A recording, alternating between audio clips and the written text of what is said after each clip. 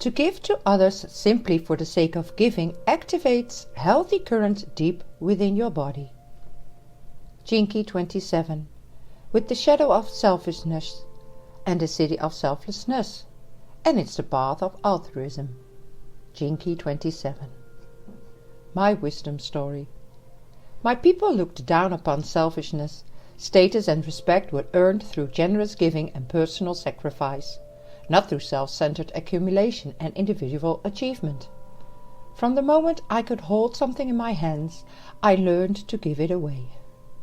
On birthdays, I gave gifts to my guests. When participating in a ceremony, I gave gifts to my teachers and those around me. When I became a young woman, I served my family willingly and without complaint. But there were times when I was expected to give, and I felt taken advantage of and disrespected. Even though I felt angry and resentful inside, I gave anyway, because that's what good community members did. Sometimes I found myself giving because I secretly wanted something from someone else, their respect, their love, their admiration, their gratitude. Once I worked for several days preparing a meal for the whole village, when what I really wanted to be doing was swimming in the river with my brothers. My self-sacrifice seemed to go unnoticed and unappreciated.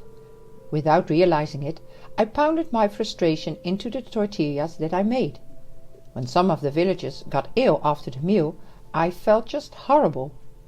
As I was about to confess to the elders that my self-centered heart had poisoned the food, my grandmother, a master gardener, stood up and told the community that she hadn't properly tended to the corn, and that the belly aches were her fault.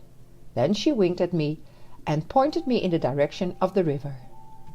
That evening, as I floated and looked up at the moon, I realized my grandmother had taught me the meaning of true altruism. My gift to you. It is time to look honestly at your relationship to giving. Are you giving from your heart, or are you giving away your power? Are you giving without attachment or with a hidden agenda? What did you learn during the first 7 years of your life about selfishness and selflessness? I ask you to be intuitive in your giving. Give to causes and to people who are fertile, who can make use of the gifts they receive. If you are feeling angry or resentful, do not give. Not yet. Wait until your heart opens.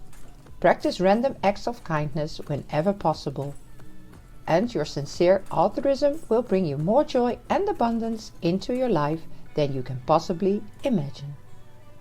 And now, as always, some questions you can ask yourself to deepen your contemplation. Where are you sacrificing yourself in ways that aren't healthy for you? Where are you giving with strings? Have you ever given too much of yourself and then resented it later? How can you better care for yourself so you can give from a full cup? Where and with whom do you find it most difficult to set healthy limits? Where and with whom do you tend towards selfishness? If you weren't feeling so guilty, what might you do differently or do less of? When have you felt the most selfless in your actions? What are you feeling genuinely great for right now? Write it in your journal. And the last one, do something nice for someone today without them knowing it. It's good for your health. Much love and happy contemplating.